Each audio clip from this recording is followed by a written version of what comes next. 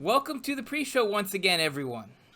Oh, look at them filing in all of their 4th of July finery, their glad rags. It's glorious. What a sight to see. Ah, You know, seeing these folks, these patrons of ours, coming in dressed like this every week, it gives me hope for our country, for our planet, and really for the universe. yeah, absolutely. Because what's good for Tumblar House is good for the nation. Exactly. And don't let us forget that. No, I won't. Trust me. Okay, I want to start the show, the pre-show, by thanking and welcoming our new top floor executive, Claudia.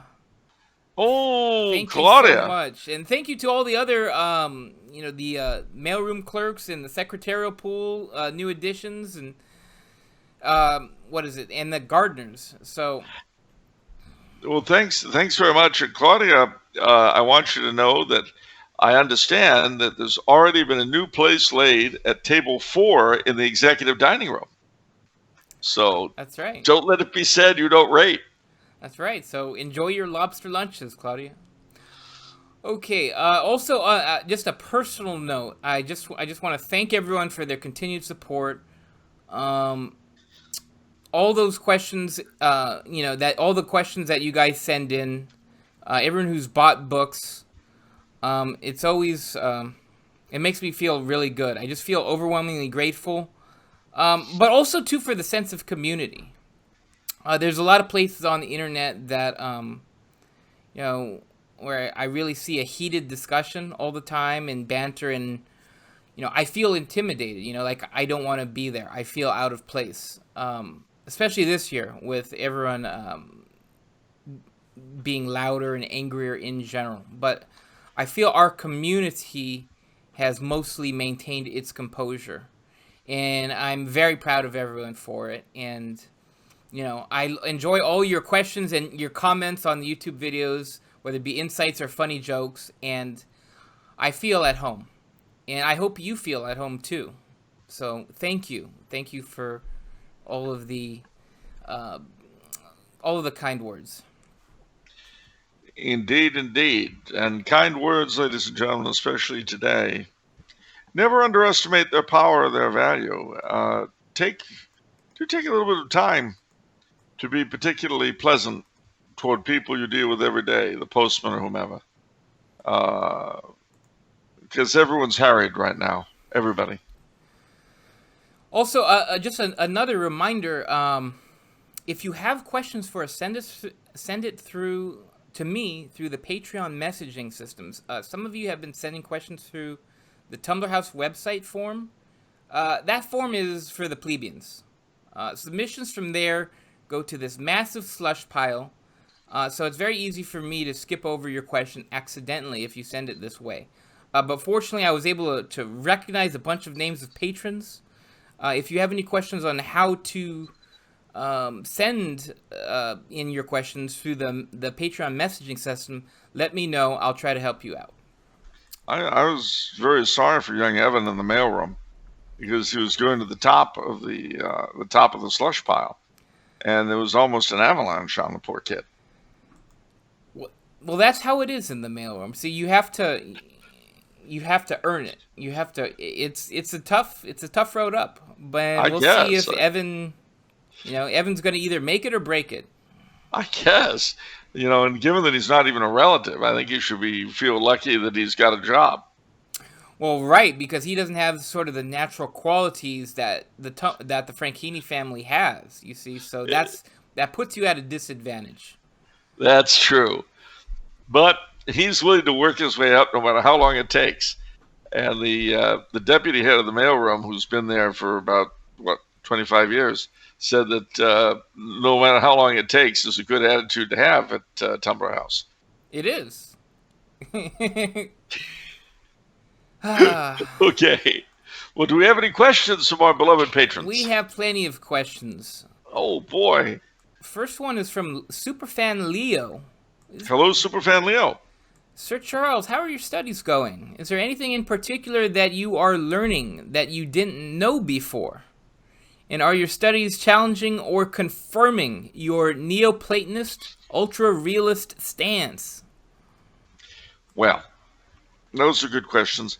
Well, of course, we're out for the summer, and but I will say keeping up with the work was challenging, especially because I've got to, continue writing my usual run of stuff that I have to write, and I have shows like this one to do. But yeah, I've managed. The Latin was the biggest challenge. I'm done with it now, but it was the biggest challenge, trying to keep all of the conjugations and declensions straight in my head. Next semester, I start with Greek, which will be even more of a challenge. But, that's the price you pay. Did you learn anything new? Yes, I'll say I've learned some new things.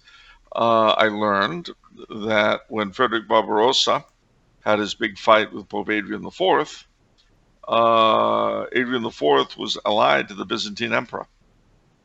And this was a good 75 years after the Great Schism between Rome and Constantinople. So that's something that should embarrass both Catholics and Orthodox alike. And I hope it does. And then as far as challenging, no, really all that's happened is that I've read Plato and Aristotle in more depth than I've ever read them before. But that has not altered my views. Okay. All right. This question is from Philip the Good of Burgundy. Oh, yes, Your Highness. What is some advice Charles could give on freelance writing, especially on writing stories? Get a job. No.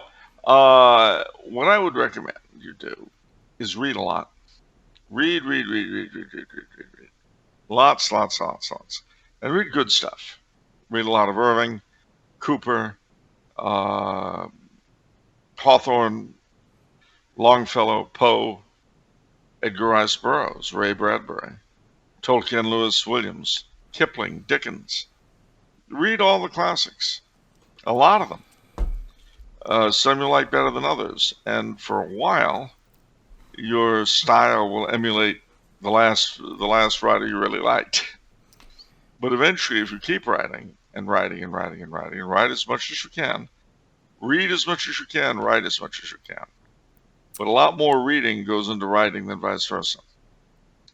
And eventually you'll discover your own voice.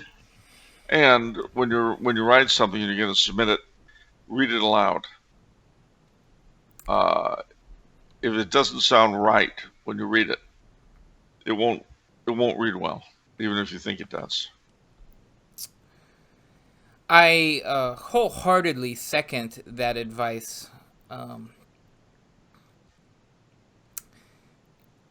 Being in the publishing business, I have encountered and done business with a lot of fiction writers, specifically people who consider themselves Catholic fiction writers. And reading a lot of their stuff, you can tell which author has read a lot of books and which author is not really a reader, but they just kind of write as a hobby because they wanted to be a writer. And I've always had, I have suspicions about various writers.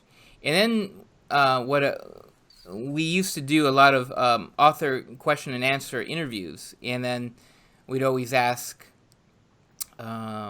what writers influence you?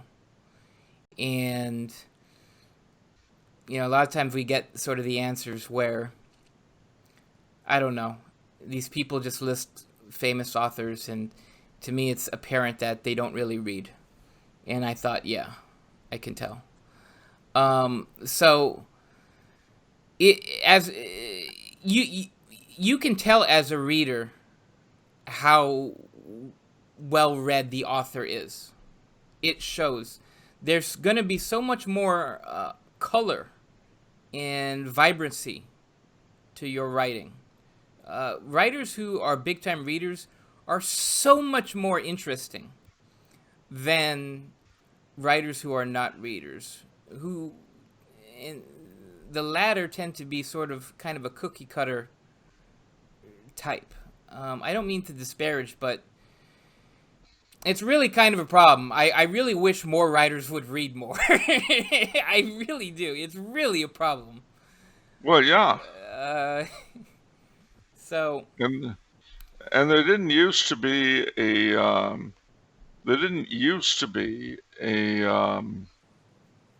what do you call it?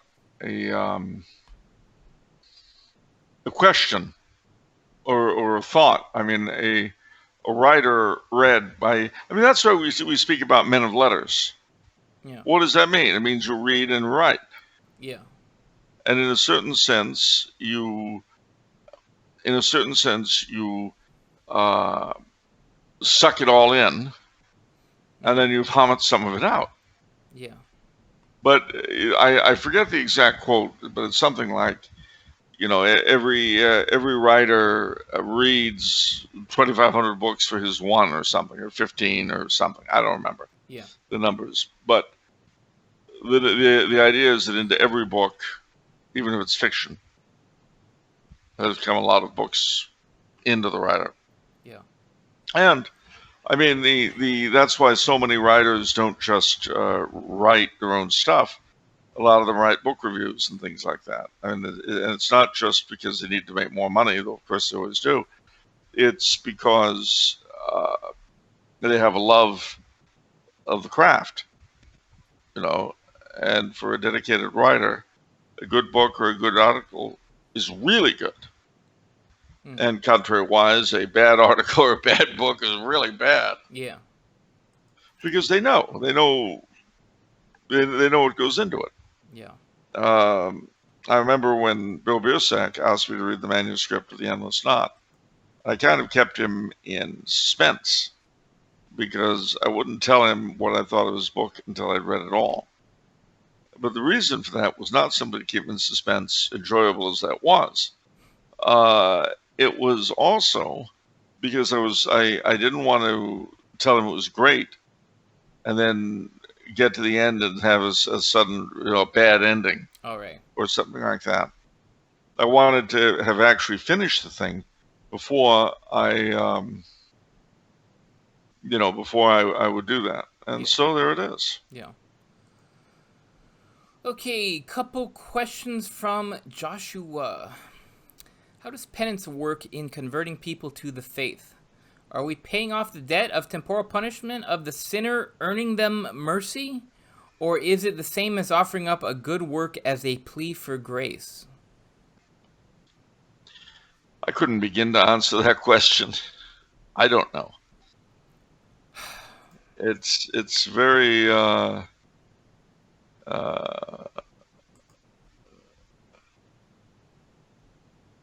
I really couldn't answer that question. I mean, it's a little bit intricate for me. I guess different types of merit. That's interesting. Okay. Well, Joshua has another question for you then. If this is the time of the Antichrist, are you disappointed with the whole thing and how seemingly stupid everyone and everything currently is? Or is this level of stupidity what you expect out of people living in those final days? Lamest apocalypse ever. Yeah, I know.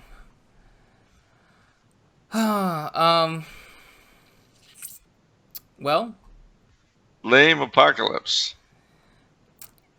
To take the question seriously, we are not in the time of the Antichrist, quite obviously, because according to the prophecy, the great monarch has to come first, and we ain't had no great monarch.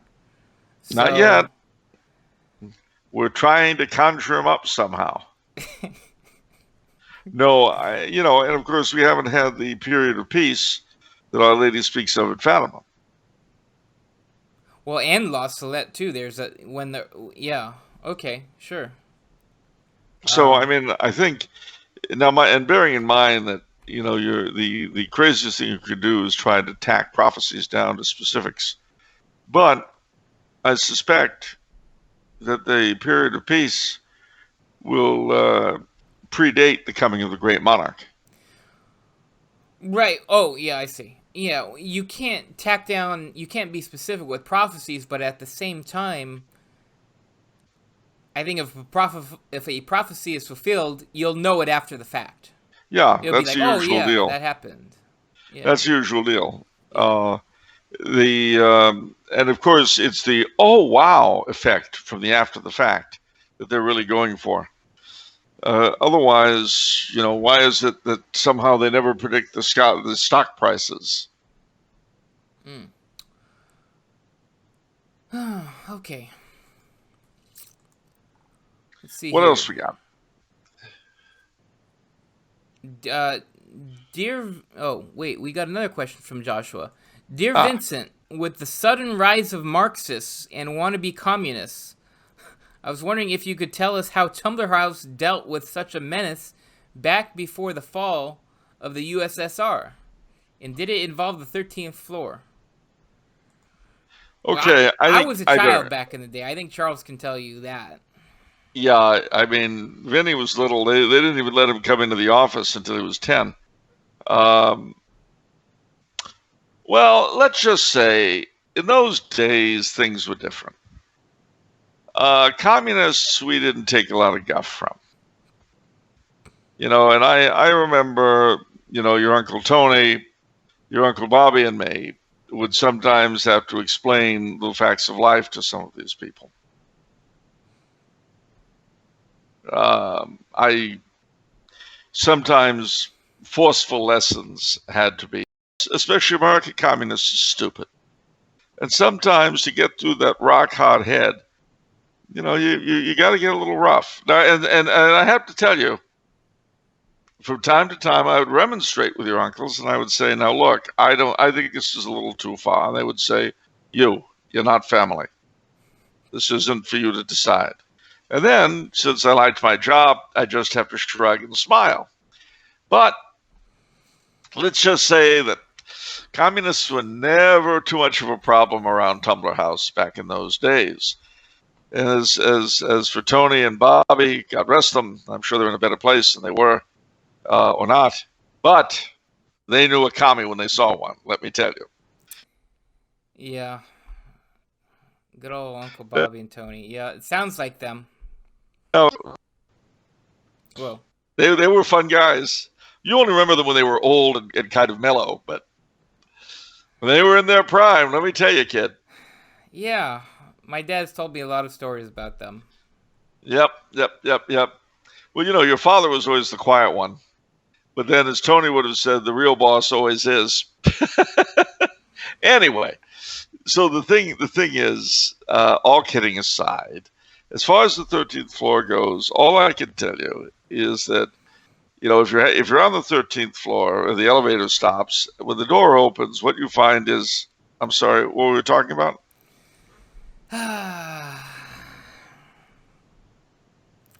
We were talking. Okay. Oh, 13th floor. I remember. So the thing is, when you go up to the 13th floor on the elevator, and the door opens, I'm sorry, what were we talking about? I remember. The 13th floor. So, you, All right. what? Next question. Next question. Gosh, Okay, all Charles. right. You don't want me to explain about the 13th floor? You're never going to explain. Of course I will. It's very simple. If you go up there, you're in the elevator, right? You get up there, it stops at the 13th floor. It opens, you look at it. I'm sorry, what were we talking about again? Oh, I was just about to I say the remember, next the question. 13th No, you floor. don't. You're done. You're done, son. Done what? You are done. You're finished. Finito. About what? Exactly. All right. Next question is from Reginald. Reginald. Dear what is this? Illimitable man of letters, Mr. Ooh, Coulombe. That's a good adjective, Reginald. Thank you. I like that. As an accomplished historian yourself, what works of history would you recommend, apart from your own coruscating tomes of life, to a Woo! budding Catholic historian? Wow. These are big God, words. God bless you, my son. Now, is he specific about what history period he wants, or in Works of general? history, I guess. He's looking probably for like-minded.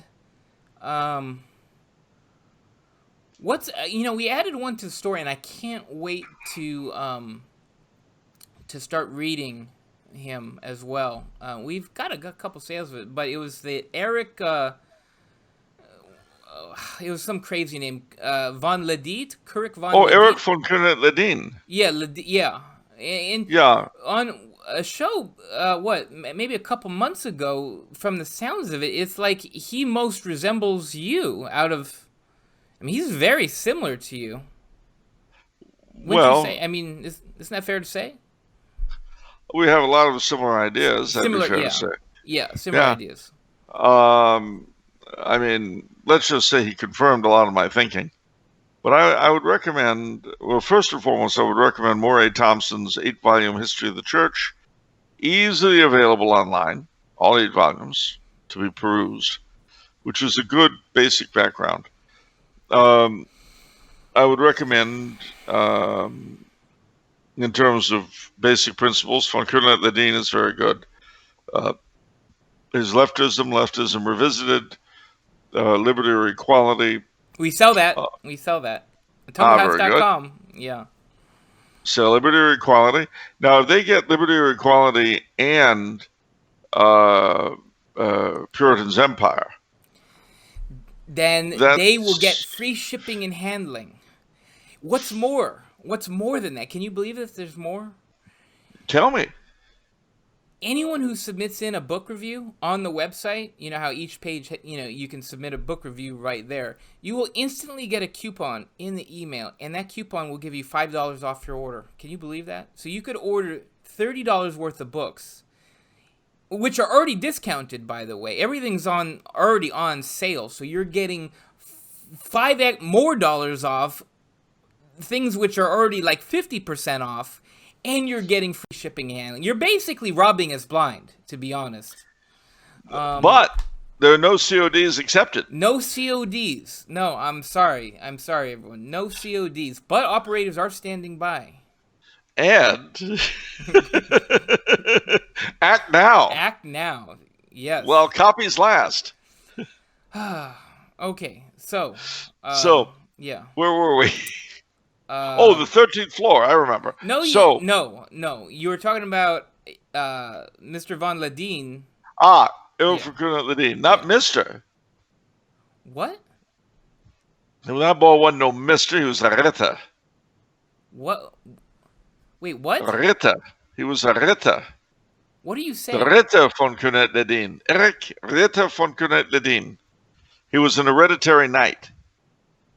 Oh, okay. I thought you scared me there. I thought you were gonna say he's a girl because he wasn't Mister. Okay. No, he's an hereditary knight of the empire. Oh, okay. Wow. So there. Okay. Yeah. Anyway, he also, An Intelligent American's Guide to Europe would be very good. Thomas Molnar's The Counter-Revolution, I recommend very highly. Ooh. It's an historical work that basically goes into why the opponents to revolutions usually fail. And is that available online? Because I know a lot of his stuff is out of print. Yeah, I don't know, but it's a great book. I would recommend, of course, Bernard Fay's Louis XVI or the End of the World for the French Revolution. For English history, I would recommend Eamon Duffy and Belloc and Chesterton. I don't recommend Belloc for French history. Not as a rule. Well, he's okay for Louis XIV. He did a good job with that. But subsequent, he's not so good. I would recommend for American history, Kevin Woods is the Cousins' Wars. That's a new one. And another book whose author I forget, but the name of the book is Albion's Seed, which is, I think, 3 English folkways in America. It talks about the different areas of England that settled the different parts of the 13 colonies and the differences that made. The Island at the End of the Island in the Middle of the World, I think it's called, is a good history of New York. As far as the build up to the revolution and all that goes, The King's Three Faces is a great book. The Royalist Revolution by Eric Nelson. The Ordeal of Thomas Hutchinson by Bernard Bailyn. Tories Fighting for the King. That's the title of a book. I forget the name of the author. A novel from the Revolutionary era by Kenneth Roberts, who was very well known at the time. But the novel is called Oliver Wiswell. Roberts wrote a lot of novels about the Revolution, but this was the only one he wrote from the Loyalist viewpoint. So I mentioned that. In the Civil War, there's a book, I forget the name of the author again, the title is Embattled Confederates, which is a very interesting look at the Confederate home front during the war.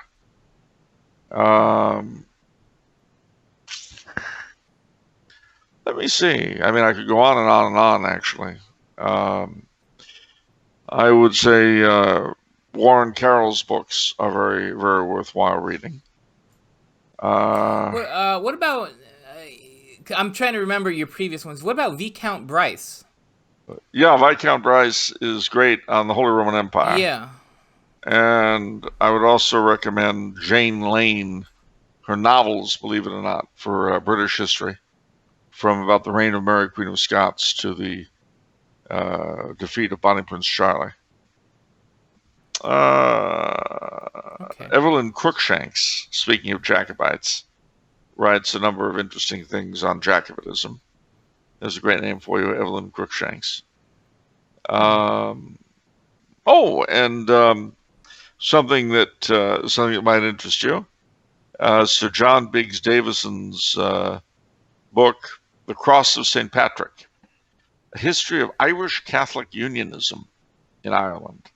That is, supporters of the British Crown and amongst the Catholic community in Ireland. Wow. Okay, well, I guess that's good enough for now. That's a lot of new recommendations, a lot of new books I haven't heard of before. Well, they're all stuff I read long ago. You see, it's all bubbling around in what's left of my head. Okay, next question is from Covington. Dear Charles or Vincent, do you know any good books, letters, or websites that provide good refutations of Calvinism and its principles? If so, where can I find them? Well, what makes it difficult is that there are a lot of good Catholic apologetics books in general. But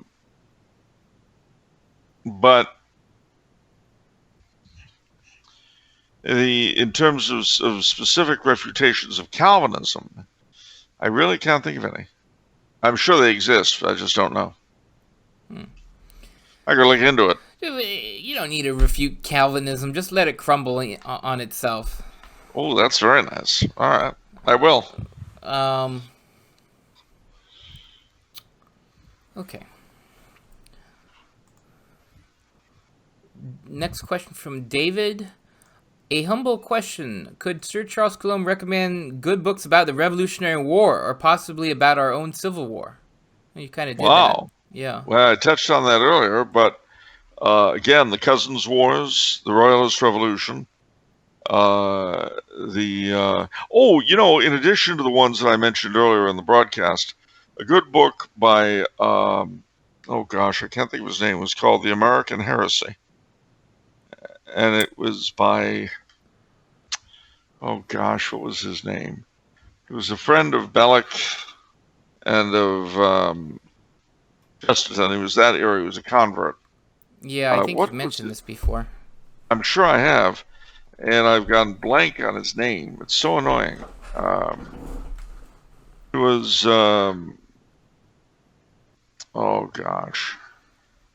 what was his name? It doesn't start with a T, does it? His last name? No. Hollis. Christopher Hollis is the name. Christopher Hollis. Okay. Gosh, my mind is going. Christopher Hollis.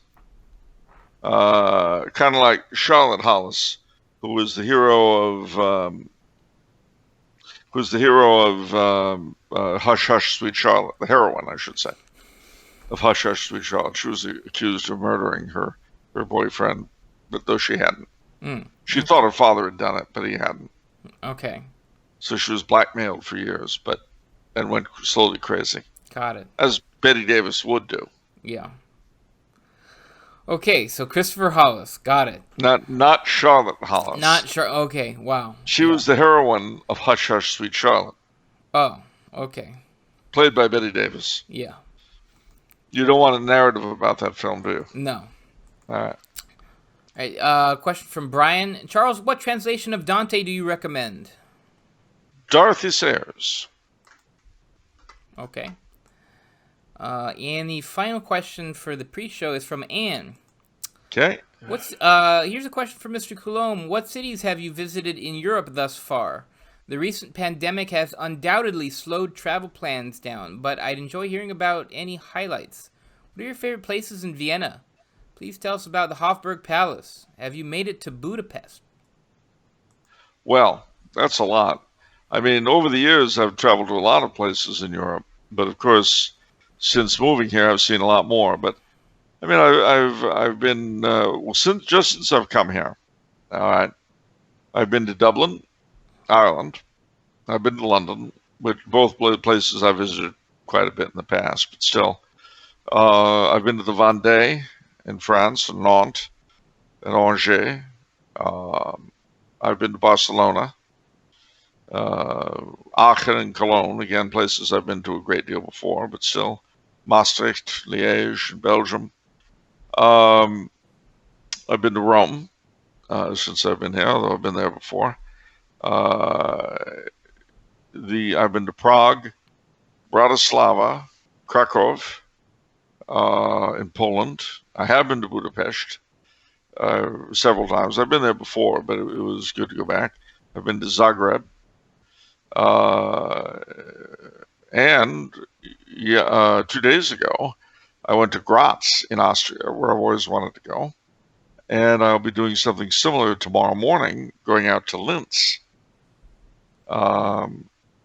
So, yeah, I've traveled a great deal. Now, as far as Vienna goes, I mean, it's a beautiful city.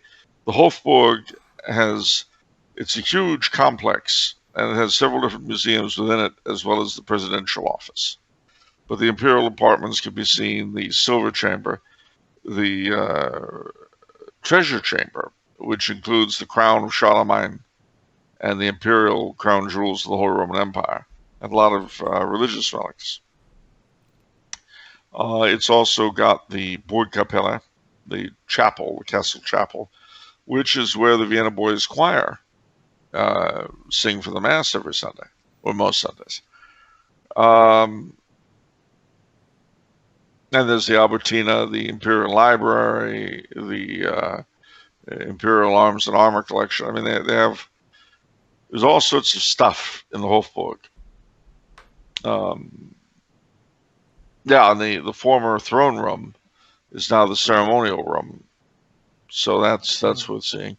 And in fact, at the Hof Mobilien Depot, which is the court furniture depot, you can see the imperial throne. Okay, that'll do it for the pre-show. I hope you've enjoyed it. We have a ton of great questions for the main episode. We do. And in fact, on this episode, I may very well reveal the secret of the 13th floor. You better not, but we'll see. I'm sorry. What were we talking about? Yeah. So if you watch this episode, I may actually reveal the secret of the 13th floor. I'm sorry, what were we talking about? Oh, I remember. What? What? I think I'm going to speak for all the patrons when I say I would rather have us go back to the mackerel jokes than this 13th floor shtick. Shtick? About the 13th floor? Let me tell you something about the 13th floor. The 13th floor is... Oh, gosh. Oh man, this hurts. Okay. Oh What man. hurts? Okay. Just What hurts? my brain. My For brain why? hurts Why is your because brain you're hurting? hurting it. You're For what? Why is your brain hurting? because I'm on candid camera. Except not candid camera. I'm in Charles's version of candid camera, where people are just your plaything and you mess with them in a sadistic manner. But does that mean I'm a bad person? Oh man. All right. All right, well, stick around for the real show, ladies and gentlemen, where we may or may not retain our sanity. Because you should remember, in case you don't, this is the 4th of July. Mm. And before you file, well, you can't file out yet. Just sit patiently and everyone else will come in. But before you fall asleep, look what I've got on my lapel pin, ladies and gentlemen. It's the American flag. For the 4th of July, because that's what today is. Notice the colors of the tie? Yes, red, white, and blue. That's right. All A right. real live nephew of my Uncle Sam, born on the 4th of July. Yeah, you're a Yankee Doodle dandy. That's right. All right, see you at the full episode, everyone. Ciao, ciao.